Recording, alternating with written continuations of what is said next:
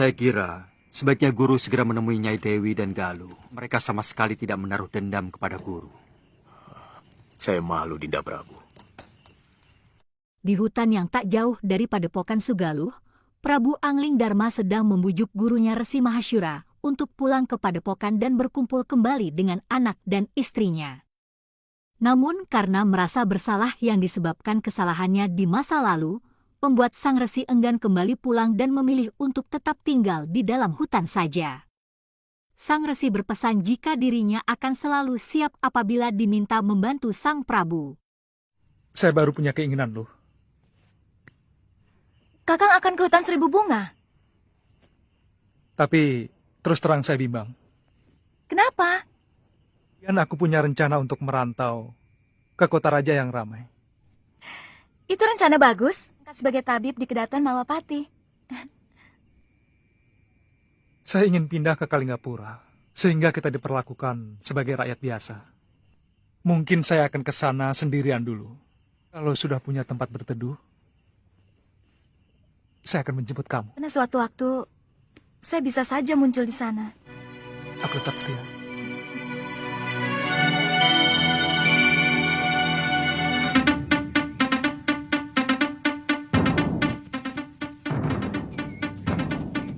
Golnya sudah kelihatan, Tuan. Terima kasih, Kisanak.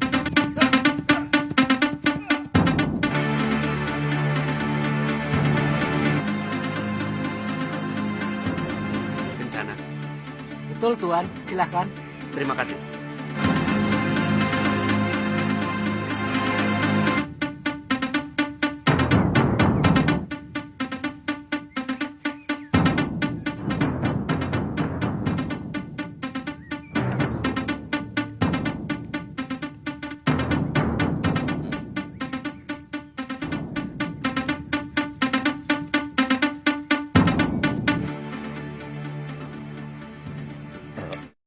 Ketika saat pertama kalinya bertemu, ada suatu ikatan batin yang dapat dirasakan oleh Aji Santa dan Tantri. Kedua ayah dan anak itu belum pernah bertemu satu kali pun semenjak Tantri dilahirkan. Karena teringat perkataan kakeknya Demang Kalapati, Tantri kemudian menyalahkan ayahnya Aji Santa sebagai penyebab kematian almarhumah ibunya. Tantri kecewa dengan kejadian itu dan merasa jika kesalahan Aji Santa benar-benar tidak bisa dimaafkan. Kenapa kakek masih menyimpan dendam kepada ayah? Dan kematian ibumu. Asal Tuan tahu, Tuan yang memisahkan saya dengan Biung. Tuan yang tega menelantarkan anak kandungnya sendiri. Tuan tidak pantas menjadi seorang bopo. Tantri, sabar. Sabar, Jangan Tantri. bercampur. Tuan pantas mati.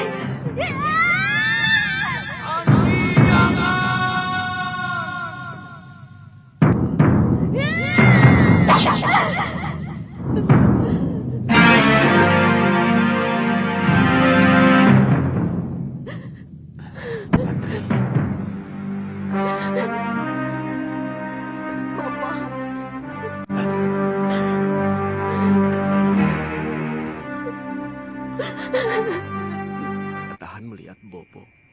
Selalu di pojokan. Ingin sekali membawamu. Meninggalkan Pulau Momongan. Laut di sekitar Pulau Momongan sangat ganas. Bopo, terus terang, gambaran Bopo yang diceritakan Eyang Kalapati. Bopo lari dari Pulau Momongan. Bagaimana Bopo bisa tergila-gila dengan perempuan lain? Bopo telah bersumpah untuk tidak akan pernah kawin lagi. Sampai suatu hari, wanita di dalam perahu itu hampir saja mati. Wanita itu Ibu Galuh Parwati, Bopo. Iya, Bopo mengantar wanita itu. Rupanya semua ini karena tangan dewa.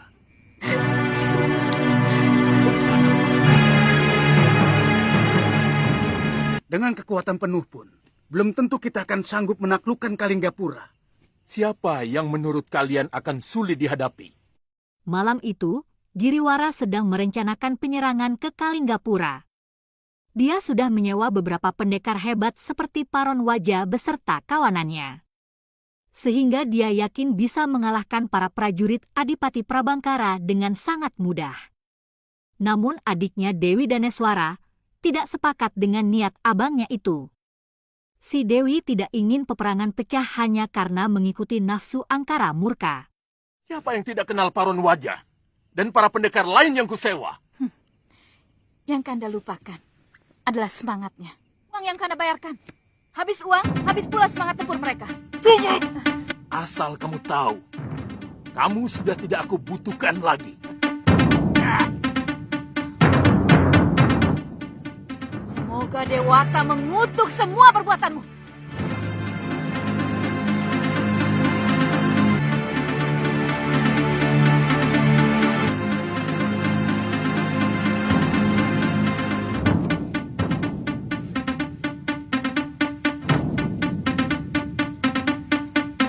Aku duluan, Ki.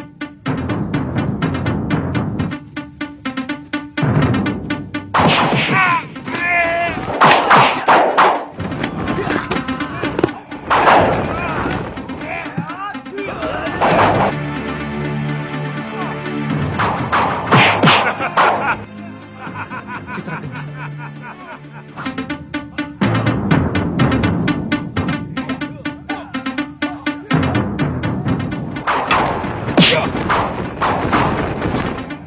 Kita lanjutkan permainan tempo hari. Hitung-hitung yang tua ingin mengujimu.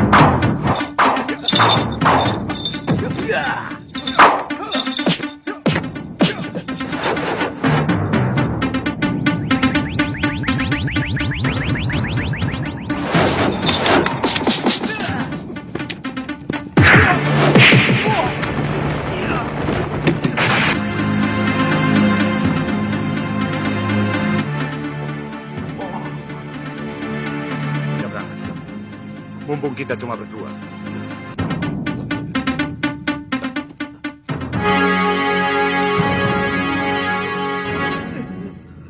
Bagaimana, Kakang Rakyat? Setelah mendengar laporan dari prajuritnya yang terluka, Adipati Prabangkara yakin jika ada sekelompok pemberontak yang terorganisasi dan bersembunyi di wilayah kota raja. Untuk itu sang Adipati meminta kepada senopatinya menyebarkan telik sandi dan mengumpulkan informasi. Dan apabila situasi mulai dirasa genting, mereka akan meminta bantuan kepada sekutunya Malwapati. Pasti sedang bersiaga penuh. Sebenarnya, aku malu. Yang kuharapkan munculnya para pendekar dari Kalinggapura. Saya yakin dia tidak sendirian.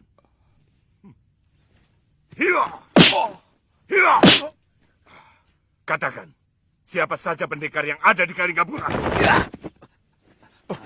Kenapa kamu menyerang kami, ha? Saya tidak bisa membiarkan kekejian seperti yang kalian lakukan. Hebat. Rupanya kamu ingin disebut pahlawan di negeri Kalinggapura. Saya juga pendekar. Jangan ngawur. Hanya pendekar tolol yang mau melepaskan titisan Batara Surya. Itu omong kosong. Kamu akan tahu.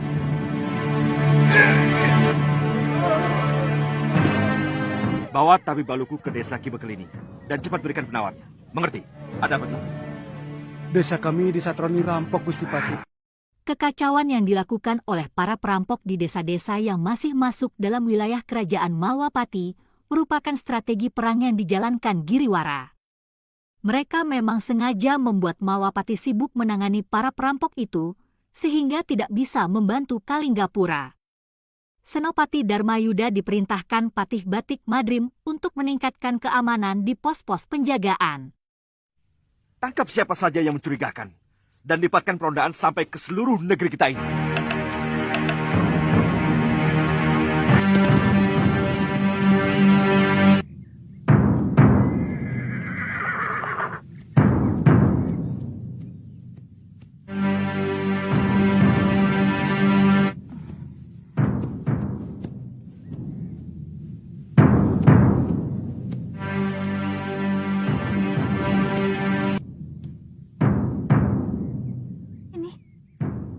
Tidak biasanya kota ini sepi.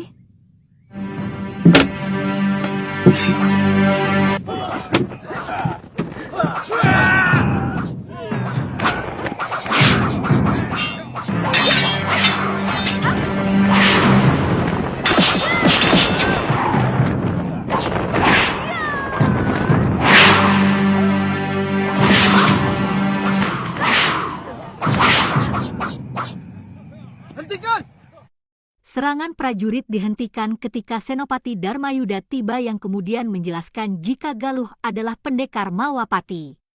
Dan setelah di hadapan Patih Sakti Batik Madrim, Galuh mendapatkan perlakuan baik karena keberadaannya akan makin memperkuat Mawapati dari ancaman para pemberontak. Dan sang Patih Madrim memiliki rencana jitu untuk mulai beraksi.